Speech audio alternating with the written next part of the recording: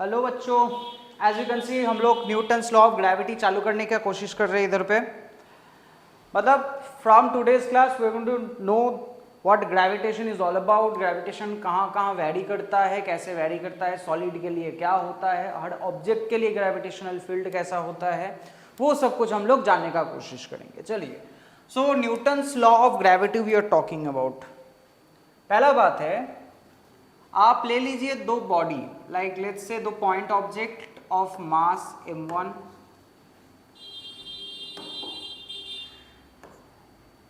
And कुछ दूर एक और मास ले लीजिए m2 separated by a distance r। तो according to Newton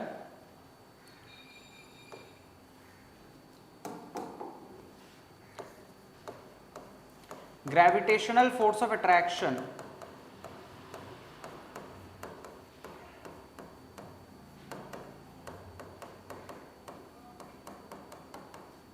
is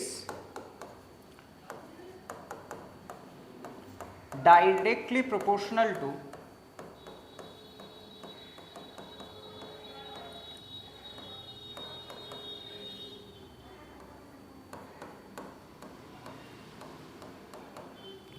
product of masses. मतलब m1 एंड m2 दोनों को मल्टीप्लाई करोगे तो जो फोर्स होगा उसके साथ डायरेक्टली प्रोपोर्शनल होगा एंड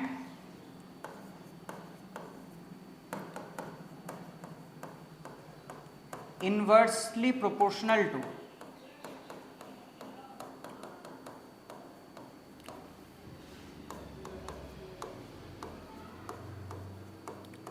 square of distance.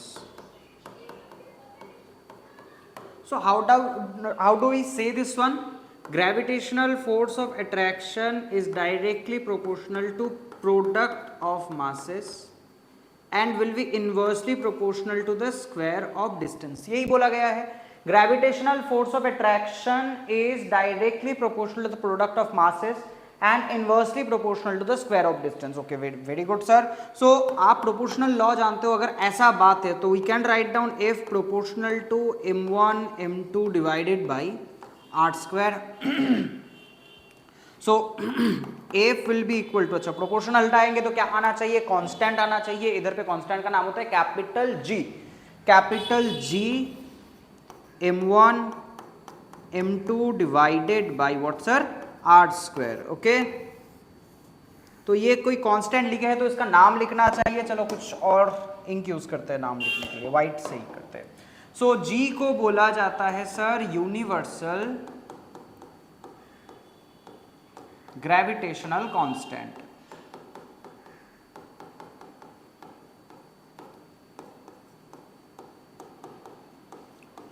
तो दोस्तों इधर पे एक बड़ा बात आ गया सर, यूनिवर्सल ग्रेविटेशनल कांस्टेंट। एक कांस्टेंट को मैंने बोल दिया भाई यूनिवर्सल। क्यों यूनिवर्सल बोल दिया? यूनिवर्सल मतलब उसका वैल्यू चेंज नहीं होगा, कहीं पे भी लेके जाओ। लाइक इधर पे अर्थ पे इसका जो वैल्यू होगा, what ever the value is, हम लोग आगे चल के देखेंगे, what ever the value is, universal gravitational constant का जो वैल्यू होगा इधर पे, चांद पे जाके जी का सेम वैल्यू होगा। आप एकदम कोई प्लैनेट के बाहर आ जाओ, इट्स अ स्पेस, सेम होगा।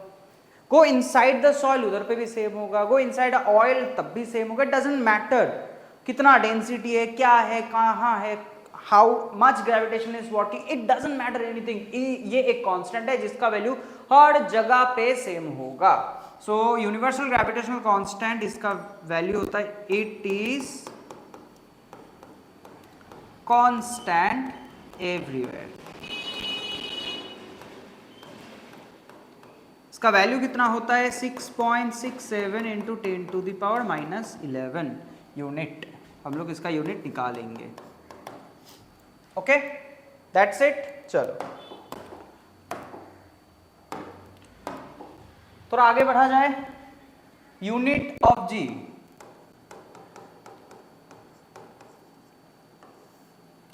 F equal to G m1 m2 divided by r square. Therefore, f r square should be equal to g m1 m2। तो m1 m2 दोनों ही क्या है, मास है, हम लोग मास स्क्वायर बोल सकते हैं। तो g should be equal to f into r, मतलब डिस्टेंस, डिस्टेंस का स्क्वायर डिवाइडेड बाय मास का स्क्वायर। सही बात है। ये क्या होता है sir, newton metre square per kg square. Got it, newton metre square per kg square, G का वैल्यू। अच्छा बात है सर। डायमेंशन क्या होगा,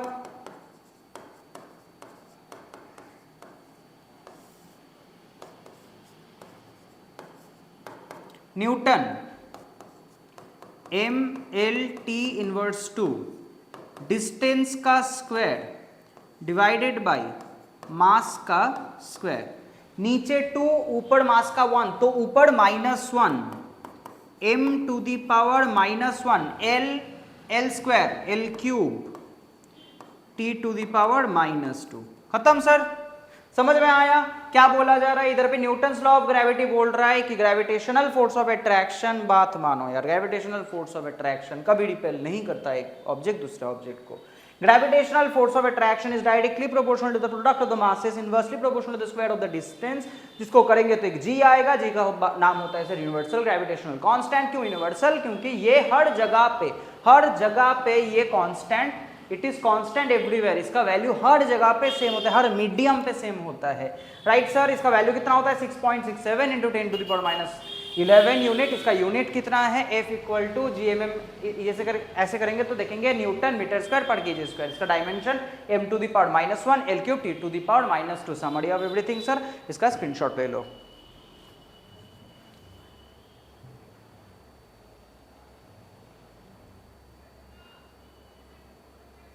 वन टू थ्री, चलो चेंज करते।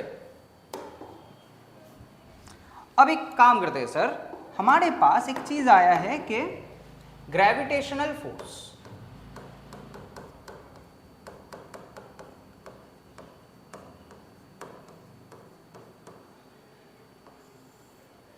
तो ग्रेविटेशनल फोर्स का characteristics, what are the characters of the gravitational force, how does it vary, ये सब तो देखना चाहिए हम लोगों को। ग्रेविटेशनल फोर्स, एक बात मैं बार बार बता रहा हूं sir, gravitational force of attraction is directly proportional, gravitational force of attraction is inversely proportional. मतलब ये ऑलवेज अट्रैक्टिव फोर्स है, कभी ये रिपेल नहीं करेगा। पहला बात, it is always attractive in nature.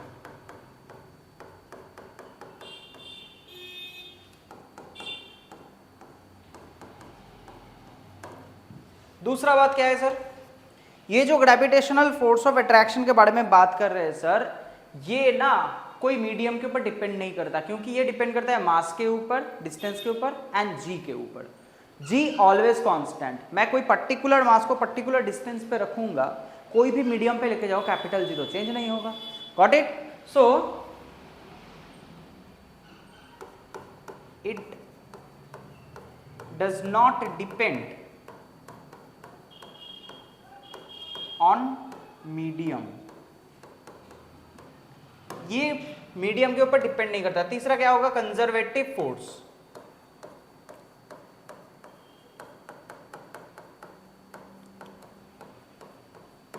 चौथा क्या होगा सर, ये तो कंजर्वेटिव फोर्स, ये होता है सेंट्रल फोर्स, मतलब act from center to center. हो गया। न्यूटन्स लॉ का वेक्टर फॉर्म देखते हैं सर।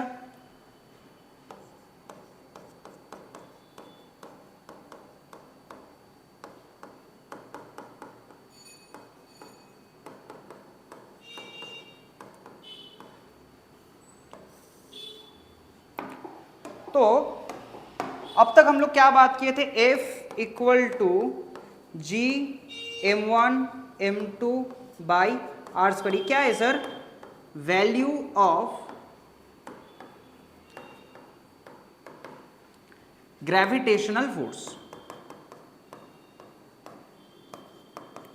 आपको वेक्टर में करवाया गया था सर, अगर मैं इसका वेक्टर फॉर्म निकालूंगा सर, कोई भी वेक्टर का मतलब क्या होगा सर, इसका वैल्यू होगा, साथ में डायरेक्शन होगा। वैल्यू के लिए एक बात है मेरे पास gm1 m2/r²। डायरेक्शन क्या करता है? डायरेक्शन सर अगर मेरे पास प्रॉपर कोई डायरेक्शन नहीं है and if I have to express a direction, हम लोग कैसे करते थे उस डायरेक्शन को एक्सप्रेस? यूनिट वेक्टर से। अब एक बात बताओ, इधर पे तो g एक कांस्टेंट है, मास होता है आपका एक scalar quantity, basically mass is a टेंजर quantity, आगे चल के बात करेंगे। Mass is a scalar quantity, इधर पे वैरी कौन कर सकता है? Which one is a vector quantity? r is a vector quantity. तो इधर पे कौन सा यूनिट वेक्टर लेना है? मास का, g का कि r का? आप बोलोगे r का। क्यों r का यूनिट वेक्टर लेना है? क्योंकि बात ऐसा है कि यही एक वेक्टर हो सकता है, बाकी ये तीनों में कोई और वेक्टर हो ही नहीं सकता, right sir? So f should be equal to value with direction. So इसका तो वैल्यू आ गया सर, इसका डायरेक्शन कैसे करेंगे सर? इधर पे करते हैं, f should be equal to f into r vector, r cap is what? Unit vector, unit vector of distance. क्यों लिए? क्योंकि यही सिर्फ वेक्टर है, बाकी ना तो मास वेक्टर है ना तो जी वेक्टर है। सो आगे चलते हैं sir, G m1 m2 divided by sir r²। Can I write down this as mod of r²? क्योंकि सर जो भी करो मॉड ऑफ r² मतलब वो पॉजिटिव वैल्यू ही आएगा। So into this is going to be what? r divided by r। I can write down like this. So ultimately ये कितना आ रहा है sir? g m1 m2 by r cube into r vector. So this is my vector form of Newton's law of gravitation. Okay sir, क्या किए फिर से? हम इसका वैल्यू पता है, कैसे पता है सर? हम लोग जस्ट लास्ट स्लाइड में किए थे, इसका value f equal to gm1 m2/r²। इसका हम लोग वैल्यू निकाले। मेरे को बताया सर वेक्टर के लिए मेरे को क्या चाहिए? वैल्यू के साथ डायरेक्शन चाहिए। तो डायरेक्शन ढूंढने के लिए मैंने देखा इधर पे कौन वेक्टर है, तो देखा एक मात्र वेक्टर इधर पे डिस्प्लेसमेंट होता है, r is a vector here. बाकी ना तो मास हो सकता है ना तो g हो सकता है, ठीक है? तो इसीलिए हम लोग क्या किया, इसको वेक्टर फॉर्म में लिखा, वैल्यू विद डायरेक्शन। डायरेक्शन के लिए हम लोग यूनिट वेक्टर लेते हैं, राइट सर? तो यूनिट वेक्टर मतलब क्या होता है? Vector by it's mod value. वही किए, जी m1 m2/r² की जगह पे मॉड ऑफ r²। क्यों? मॉड का मतलब भाई होता क्या है? एक तो वैल्यू होता है, दूसरा क्या होता है? पॉजिटिव वैल्यू होता है, राइट सर? तो r² मतलब कोई भी चीज का square. We are not talking about root under -1, imaginary number को लेकर हम लोग बात नहीं कर रहे हैं, हम लोग नॉर्मल चीज के बारे में बात कर रहे हैं, जहां पे सर जो r होता है वो एक पर्टिकुलर वैल्यू है। वो पर्टिकुलर वैल्यू सपोज पीछे के साइड में है तो मैंने माइनस लिया था, स्क्वायर करो प्लस ही तो हो जाएगा ना भाई। तो इसीलिए इसलिए मॉड ऑफ r² लिखा। तो mod of r², mod of r cube हो गया एंड r वेक्टर रह गया। So this is what the vector form of Newton's law. Okay sir, copy करो, टेक द स्क्रीनशॉट, 1 2 3 गॉन। सो आज की क्लास इधर पे खत्म होता है। हम लोग क्या पढ़े sir? Newton's law of gravity. Newton's law of gravity कैसे फोर्स वैरी करता है, उसका वेक्टर फॉर्म देखे, क्यों ग्रेविटेशनल कांस्टेंट को यूनिवर्सल बोला जाता है, and we have seen that universal gravitational constant का यूनिट क्या होता है, डायमेंशन क्या होता है। चलिए नेक्स्ट क्लास में मिलते हैं। थैंक यू बच्चों।